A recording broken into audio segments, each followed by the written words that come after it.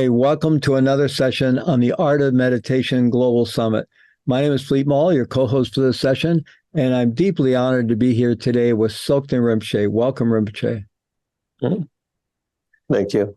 I'm going to share your bio with our audience so they're familiar with you and your work, and then we'll jump right into the conversation. Okay. Yes. Tsoknyi Rinpoche is a prominent Tibetan Buddhist teacher and author. He is the founder of the Pundarika Foundation and has been teaching students worldwide about the innermost nature of the mind in the Tibetan Buddhist tradition for decades. Tsoknyi Rinpoche is one of those rare teachers whose lighthearted yet illuminating style appeals to beginners and advanced practitioners alike. He is truly a bridge between ancient wisdom and the modern mind. He has a keen interest in the ongoing dialogue between Western research, especially neuroscience, and Buddhist practitioners and scholars. Rinpoche's teachings and spiritual guidance extend to nuns and monks at more than 50 retreat centers in Tibet, Nepal, and India. He has authored several books, including Open Heart, Open Mind, Awakening the Power of Essence Love, Carefree Dignity, Discourses on Training and the Nature of Mind, and Fearless Simplicity, the Dzogchen Way of Living Freely in a Complex World.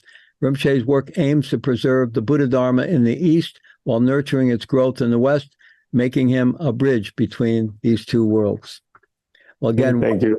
Rinpoche. So good to have you. So, Rinpoche, in your work, you emphasize the transition from a purely intellectual understanding of the Dharma to embodying the Dharma through both heart and body. And I wonder if you could share why embodying the Dharma in heart and body is so important, and what are some of the initial steps in being able to do that, to shift from a purely intellectual understanding to a more embodied, direct experience of the Dharma? Mm-hmm. Thank you. Intellectual understanding is wonderful, but it serves its purpose and it has a limit. But if you want to transform from the core of being, I think we have to connect with the feeling. And the feeling is very close with the body. And the body, there's a gross body and the subtle body. And the subtle body is the connection with emotions and further, like a very subtle, related with emotion, but it is not an emotion. So I think if we change that, transform and bring innermost beauty in our feeling world, I think that will transform the individual and the larger world also. Many times we understand, but we cannot change.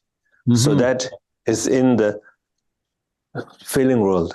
So I'm really thinking, so if we could change our habit in the feeling world and bring our goodness in the feeling world to shine in the feeling, not only in the thinking mind. Of course, thinking is equally important. Well, I'd like to explore that a little further, especially with your keen interest in neuroscience and the East-West dialogue there between contemplative wisdom and current neuroscience. So, emphasizing the body in meditation practices, I think, is so important. And so many people, I think, struggle with meditation, find it difficult, and maybe try it, but then don't keep going because they're kind of doing it up here in the head mostly. And when we incorporate the body and really feeling the body directly, we know from current neuroscience that facilitates a shift from the default mode network of the brain, which was responsible for the very noisy mind, right? To what's called the task positive network, which stabilizes attention and then gives us access to deeper awareness. So I'm curious about your reflections on that, as well as when we go into the body. We have our emotional body as part of it. We experience emotions in the body. So you're referencing how we get in touch with emotions. And also the deeper we go into feeling the body, especially with interoceptive awareness, the interior landscape of the body, we are going from gross body to subtle body and thus into the body-mind spectrum. So I wonder if you could talk about the role of body in meditation in that way. Of course, I make this distinguish between cognitive mind and the feeling world, or sometimes we can call feeling mind in the Buddhist world, but actually is the feeling is part of the body.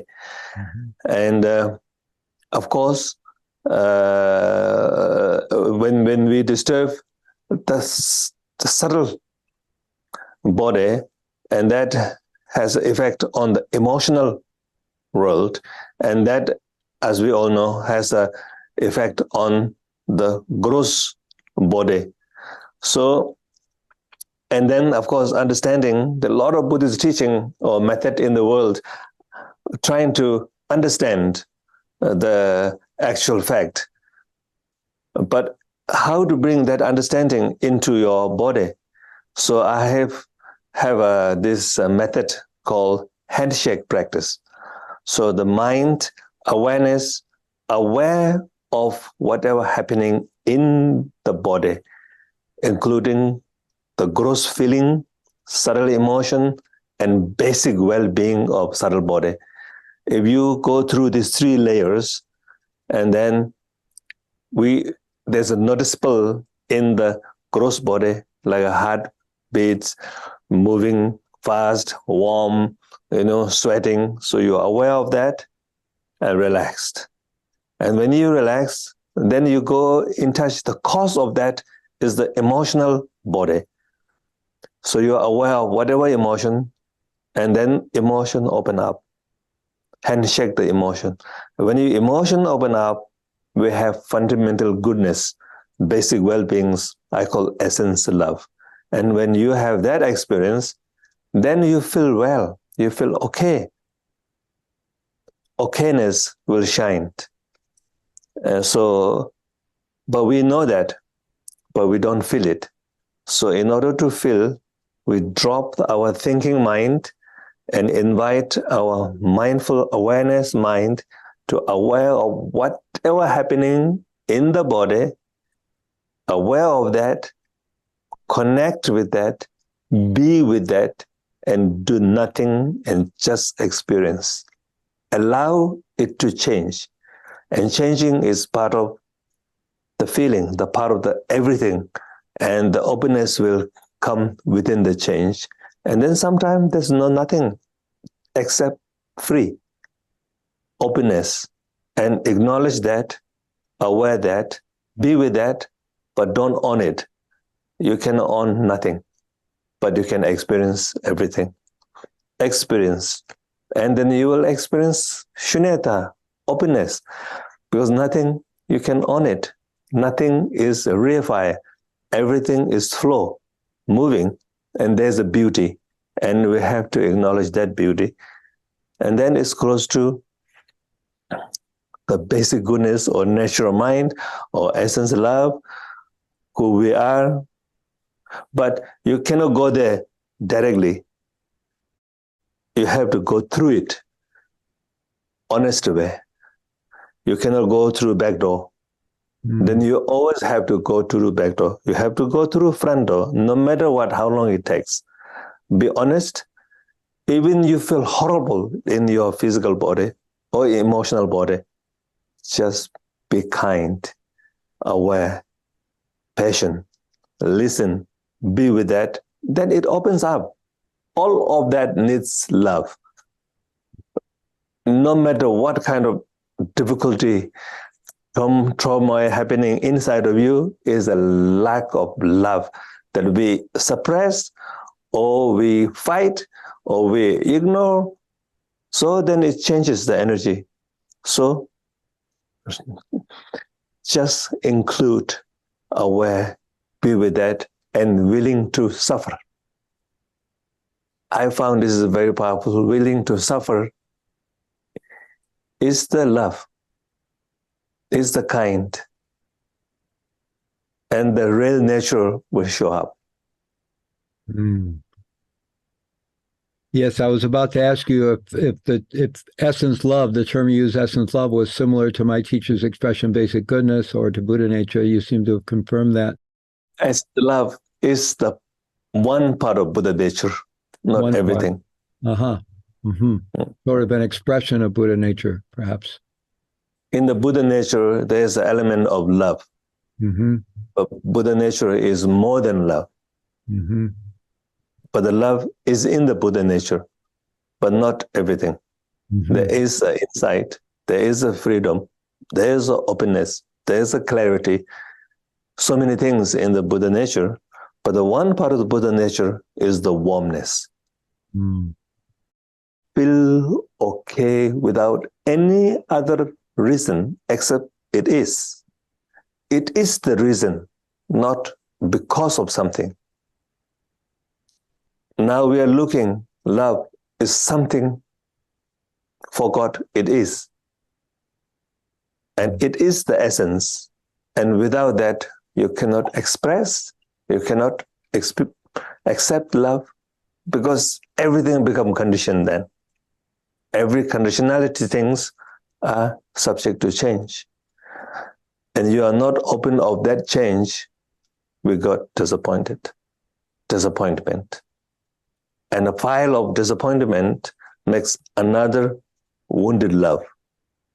Mm. And you don't trust love at all one day. So how to trust your love? Come back to the source. Through woundedness. Mm. Handshake wound. Be kind to your wounded love, if the love problem. And then the wounded love gets another love from you, and you open up, and then you land in the essence love. And essence love, you don't need to, you don't need to create. Of course, we have to connect with that. It is our fundamental. It's not depend on anything. It's whenever you are there, love is there. When you depart from this love, essence love also go away, and it changes as another form of love. Mm. So this I found is very, very sad. Is also important because we train love based on subject and object, and everything is become a subject and object is a condition. And then love means condition, and the condition are not stable. And you cannot accept that and don't know how to let it go. Something you have to let it go. Something you have to accept. Something you have to suffer. And that is the real kindness. I think we are missing kindness to ourselves.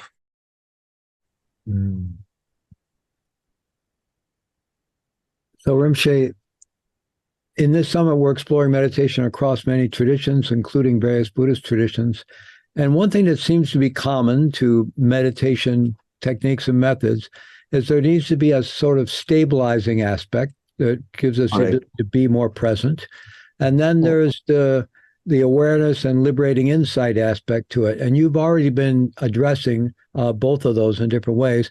In the Tibetan tradition, we call it shamatha and vipassana, kalma, laktung, or insight meditation. So I wonder if you could talk about how those two work together and that transition as well from calm abiding to insight practice. In Tibetan, we call shine. Sanskrit, I think it's called shamatha, or whatever you want to call calm abiding or whatever. So it's called, I think the best for me is to aware of the uniqueness of our mind, which is clarity. In Tibetan, we call salva. Means knowing not darkness. Mind has this quality. Is self-knowing, self-aware. You can be enlightened or you can be deluded. Is because of that clarity. And this clarity sometimes can be engaged with object. Sometimes it's just clear by itself. So shamatha means aware of that clarity by itself. It knows, it aware, it vibrates, not engaged particularly with some object, but it is the light. It is the shining, but it is not necessary to shine some object. Of course, it can shine, but the crystal clear shining itself, I think we should aware of it. And you're aware of that and relax with that. That is, I call shamatha without support. Shamatha without object.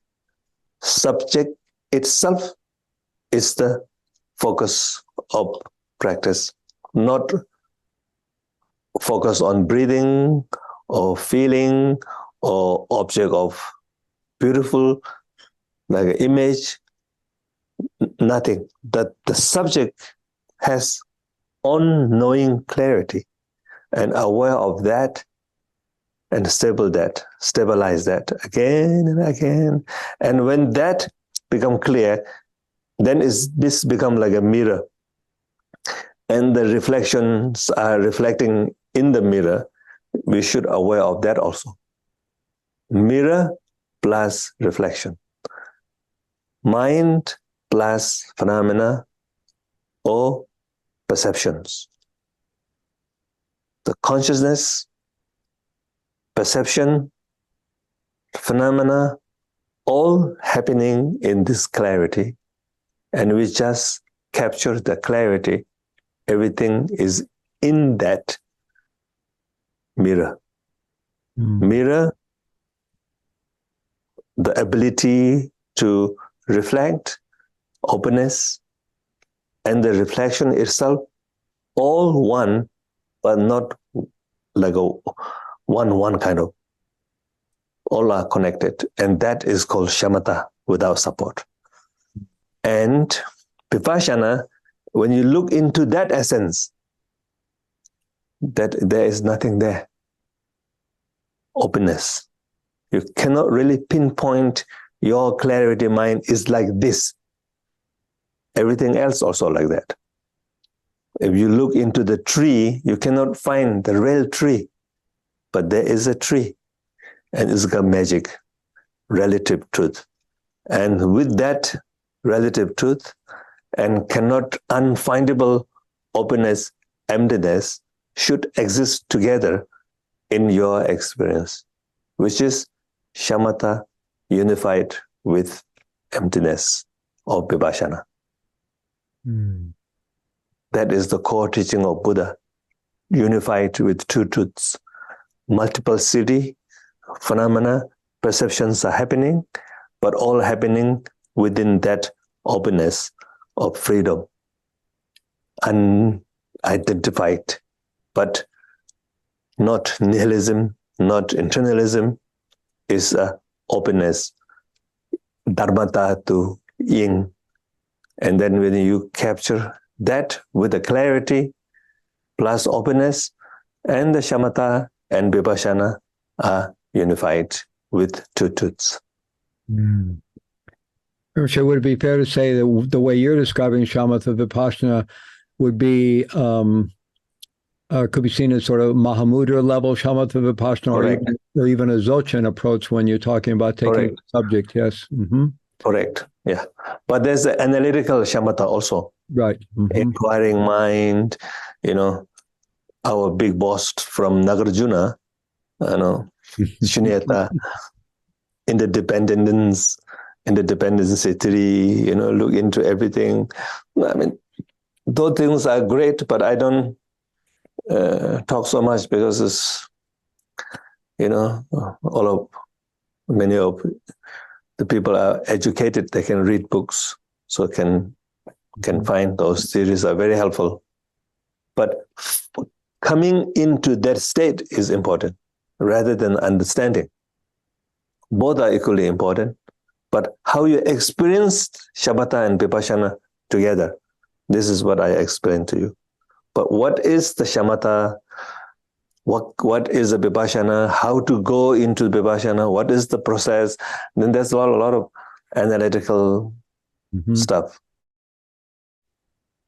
Rinpoche, in your writings, you've spoken about from a very young age, you were aware of what you described as a spark during your grandfather's meditations. So I wonder if you could describe that experience and as some quality of luminosity that arises or is available. Maybe this related to the clarity of mind you were talking about, or the clarity of that awareness. So I wonder if you could talk about that experience and how it informs our practice, perhaps. I think that spark also connected with the clarity, but is mainly towards to essence love. You know, when I was young in my village, my grandfather was a great practitioner, and he just meditate, and he has a big long coat in winter time. So every time I want to go, I feel cold, so I can go into his lap. So he just wrapped me, and I just sit there, sleep. Whenever I go out, he let it go. Whenever I want to come in, he let it come in. So there is a love plus freedom. There's a care plus openness, no judging. So it's like there is a safety, but not suppression, like, oh, you must stay. There's not like a fear throwing to me, or stay with me. If you go outside, you will get cold or you will injured. My place is safe. Outside is not safe. But I learn safety. I learn love. I learn spark, freedom, openness in action without knowing myself. I call silence transmission.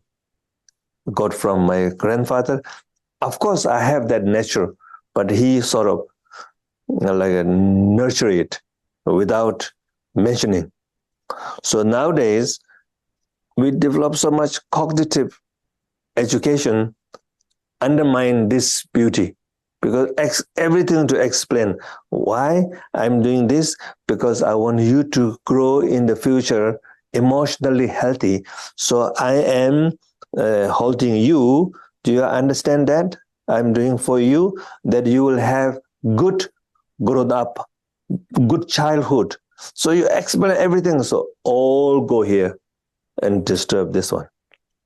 So I really want in the world to have a silence transmission of love and care without knowing the person itself. And that stays with me in silence way, but it shapes my feeling, my trust. Later, I got a lot of knowledge about all here, but this one is more powerful than this one. And then I have to bring back with extra effort, with a conscious mind to change my unconscious stuff, or with a conscious mind, I have to connect with my unconscious beauty. It's an extra work. Of course, you can do that. This is what I am doing, but not necessarily. If we somehow, we can nurture that.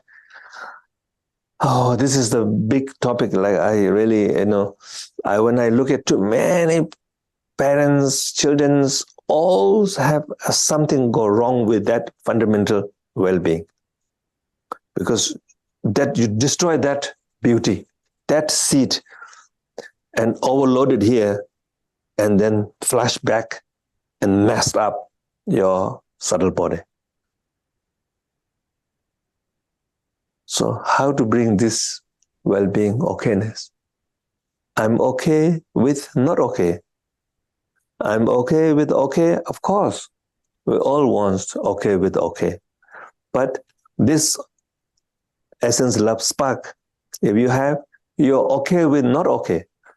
The circumstance is not that beautiful, but you still find some beauty inside.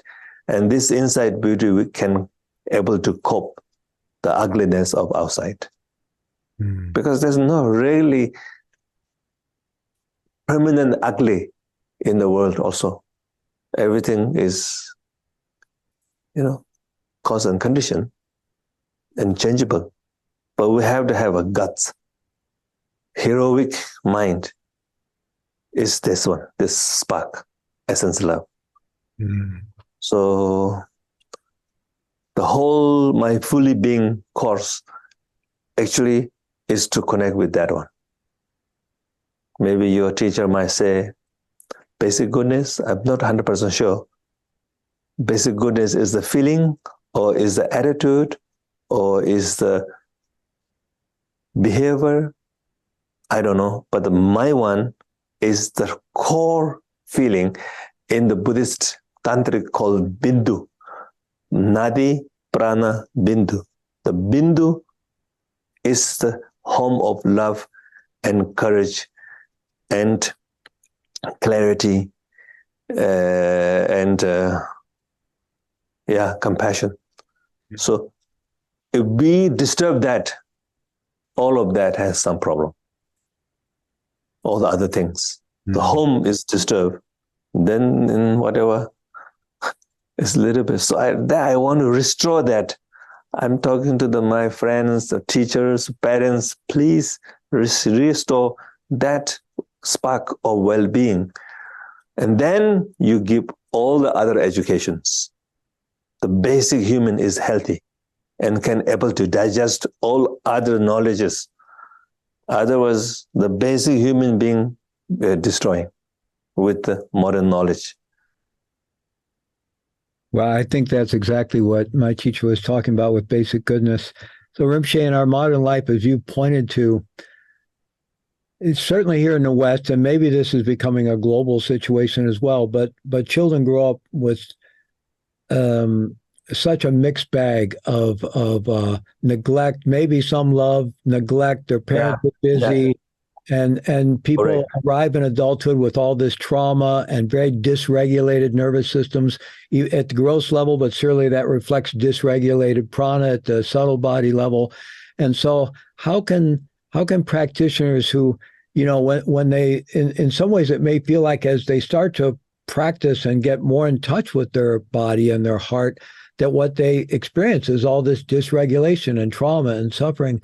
So how can they find this way to reconnect with that innate openness, that innate essence love, and learn to trust that? Because I think initially it may be very hard for them to trust that because it wasn't really confirmed in the way your grandfather did for you. Correct.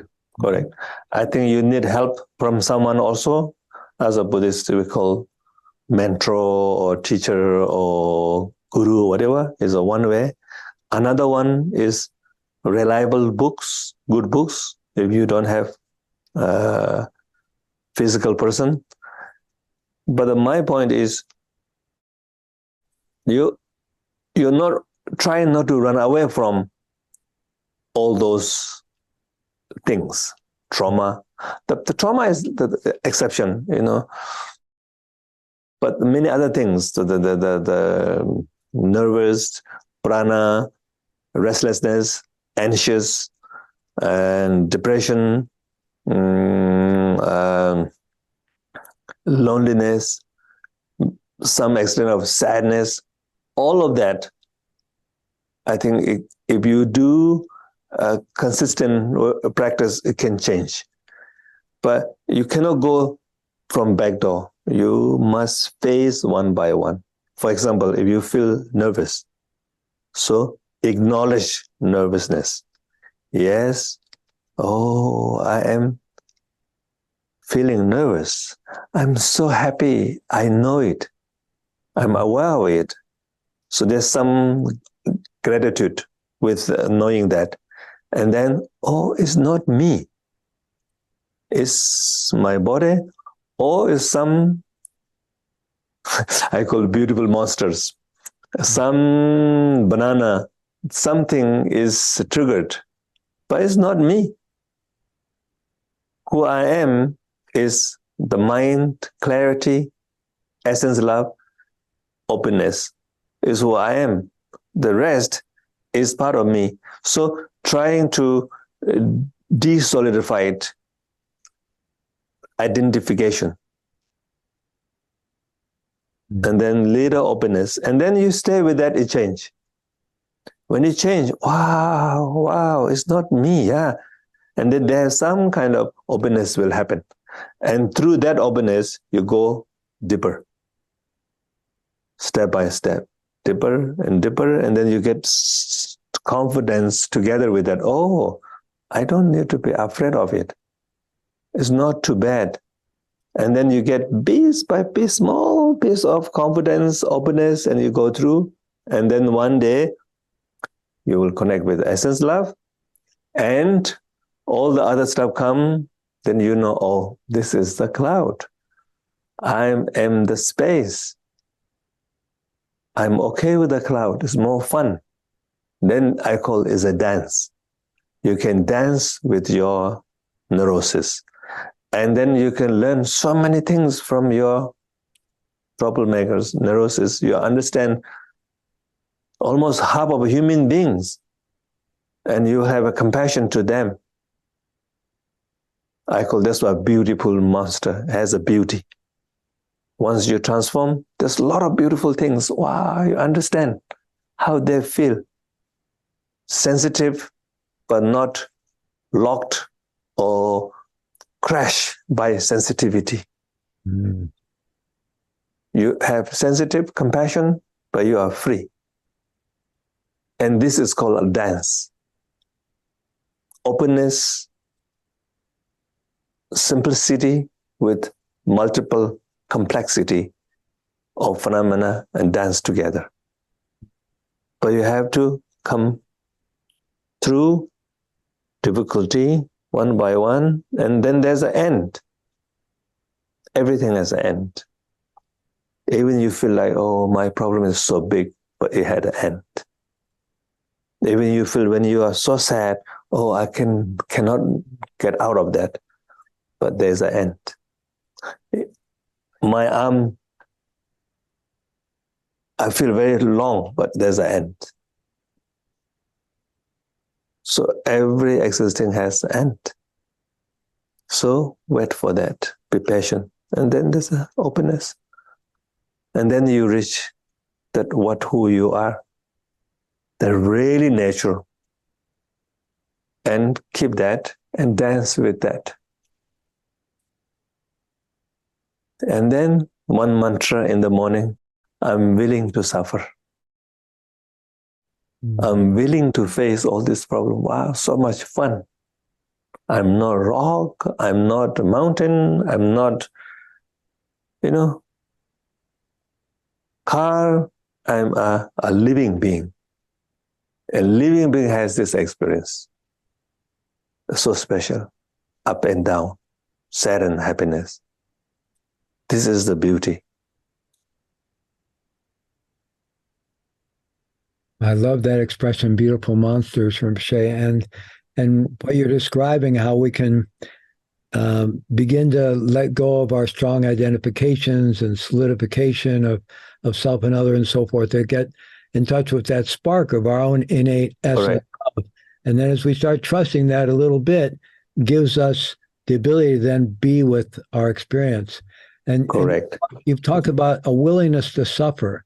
Now, that could even be a challenging expression for a lot of people today. And I think what I hear you saying, I agree, it's a willingness to suffer, but also just it's a willingness to feel, right? To not run away correct. from experience, a willingness to correct. feel.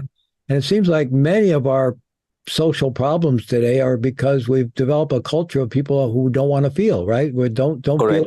Take this medication, take that medication, right? Don't feel. Numb yourself out. So it takes a certain courage to begin to feel, and it seems one of the barriers to change is identification. And some people are like, well, if I'm not all this trauma and suffering, if I'm not this neurosis, if I'm not that, who am I? And learning to trust that there is something else there. There's something deep there. And so what I am saying is that it's being willing to be with our experience with self-compassion could be the way to find that. Correct. When you feel exactly what you say, if I'm not trauma, if I'm not a sadness, if I'm not that who I am, there is another way of being, of freedom. But when you need trauma, it can come whenever you need, it is there. You can use, but it's not controlling you. Mm-hmm. But if you want, You want a sadness? You can have it. But you're not become the sadness. But you can have a sadness. When you say let it go is a tricky one. Mm-hmm. I don't want to see let it go as a pushing away. Mm-hmm. Letting go should come out of self-liberation. When you handshake with one of the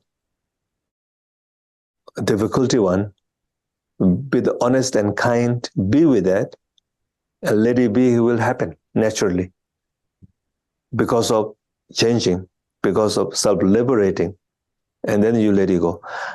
If you selectively let it go, means push away. Mm-hmm. I don't want this one. I want this one. This is the problem. In the deeper psychological things, this will not work.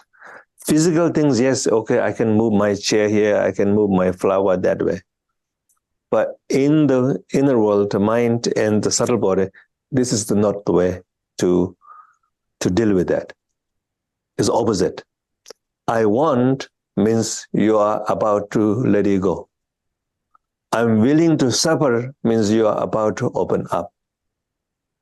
I don't want suffering means you want suffering in the mental state. It's okay if I'm not happy, never mind. I'm willing to be with unhappy. Happiness comes. Honestly, you have to be, but not really, a little bit trick, but it is truth inside there. Mm. So, yeah, and I think, as you mentioned also, I think more modern problem I call sometimes is like I call high-class suffering. Somehow human, wants some suffering, which is delusion. No need to feel. Suffering is part of, I think, human journey and is embedded inside. We want some difficulty, some struggle, some problem. But many countries has a basic problem. But in the modern world, we solve basic problem. Housing, water, I think many things we solve in the developed countries. But then you have another baggage problem in the head. Because you want everything perfect, like a heaven and earth, which cannot exist. And this extra hope for beauty might not be actual fact. And we're caught up in that ideal beauty. And then all the promotions will happen. If you buy this, you do this, if you have this gadget, you will be very happy. We try, but it does not give you fully satisfaction, maybe 1 week, 2 weeks, and we go back into that wanting to be happy. I think we should drop that wanting to be happy and just keep pursuing. Even the America says pursuing happiness means you will not get really happiness. The pursuing is the happiness. Willing to suffer, I think, is the happiness. And some glimpse of openness is the happiness. So I think I don't want to be a spoil, the modern life might spoil our mind like, wow, this ideal happiness, beautiful, you have, modern house, you have everything, touched by the button. It seems like you will have no problem at all, which is not true. You are above the basic suffering, but there's another layer of suffering I call high-class suffering. So high-class suffering is not delete. Cannot delete. You have to face it, be with that, and self-liberate. Not you liberate, it will liberate. Mm-hmm.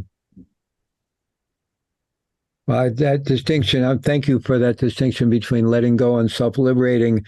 It seems so important, Rinpoche. And I'm thinking most practitioners with some practice and developing some stability, some awareness, can notice the self-liberating quality of thoughts, that when we're aware of thoughts just kind of self-liberate. And if we have that experience, then we might begin to trust that if we're willing to feel these more difficult things, they also self-liberate. Correct.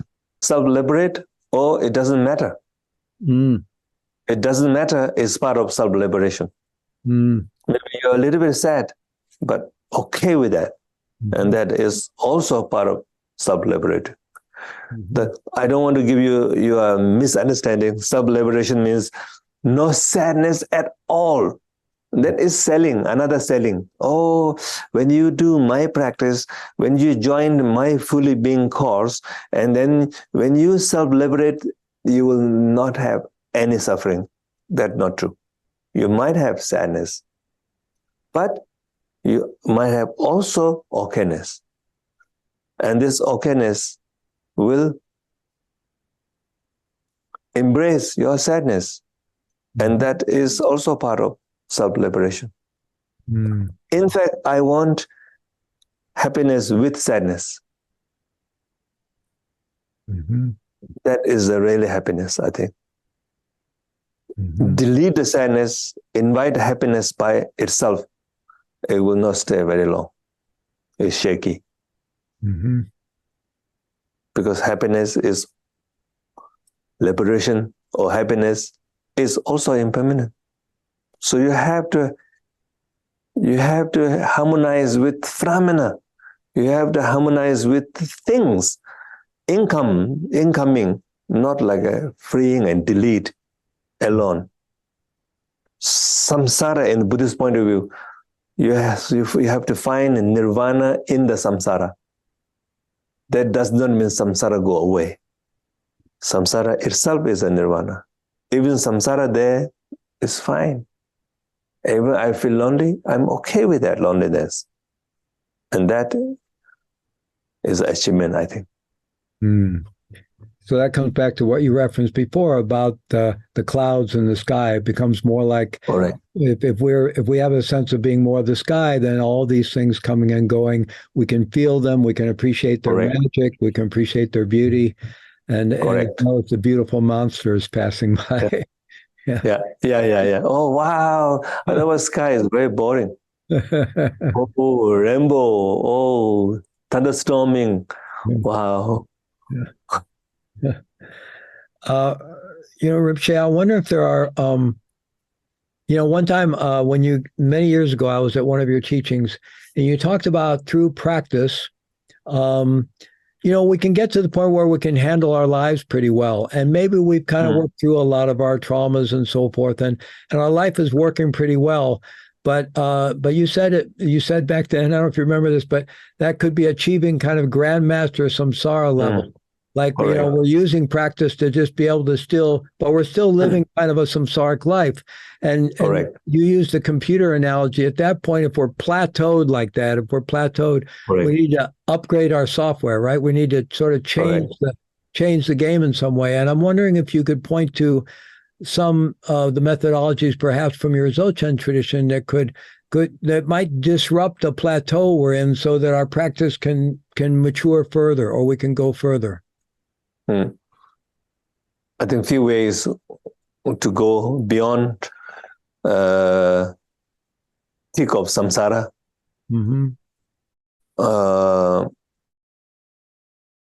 I think one is real compassion, not compassion to make you feel good. That is also good, but the real compassion, I don't mind how I feel. Of course, I have a responsible to take care of myself, not injured, my mind and my body. But this is not my purpose. I do whatever I can for well-being of others. But of course, I have to save myself. I have to protect. But I'll do all that to whatever I do for other. And I can live as simple. It's fine. So this is one way. from the compassion side. Another one is go beyond attachment. Like there is a sense of enjoying samsara, but without spiritual understanding or experiencing, I might not enjoy. So in order to enjoy my samsara life, spiritual plays important role. That's why I practice. But at the end, I want enjoyment, happiness in my life. So there's a subtle attachment. So I have to drop that. Aware of that attachment and let it go, and then go beyond conceptual mind. From Dzogchen point of view or Mahamudra point of view, go beyond dualism, beyond subject and object. That is called pure mind. And with that pure mind and attitude of compassion joined together is another level. And there, I think you need help.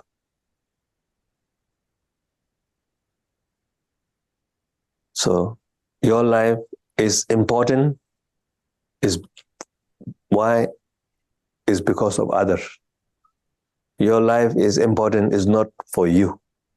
It's important for others. It's important, but for whom? For other well-being, for service. How much I should enjoy my life? Not so much. Just basic well-being, basic healthy. And all the energy, 90% of your energy towards to other. Compassionate point of view, bodhicitta, and wisdom point of view is go beyond dualism. And first you must catch this, I want to be happy. And spiritual is part of that. Drop that. I'm happy, not happy, doesn't matter. I go beyond. And then you lost sort of self-centered cherishing. One of the spiritual problem is we take a spiritual yoga, meditation, whatever is part of the self-centered cherishing method. I had some problem with my marriage problem, financial problem, trauma, difficulty, role is problem, so I practice meditation. Oh, I feel good. Of course, that's also good. Fully being is going into that direction. But then at the end, you need to go beyond. Otherwise, you're still stuck in the samsara. In the Buddhist point of view, you cannot be enlightened being. You can be a happy, smart, grand samsara master in the world.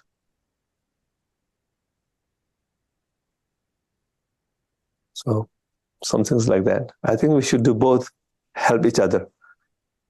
Should not beat yourself, but should not overly cherish yourself. Take care of your beautiful monster, take care of your things. It's beyond your control. It happened to you. You cannot go beyond immediately. First, you must take care of yourself, and then slowly go beyond. I call dance. Everything has a dance. Two tooths are dancing all the time. And we lost the dance. We stuck into the one, this one or that one. The flow, the dance, the whole universe, everything is dancing each other.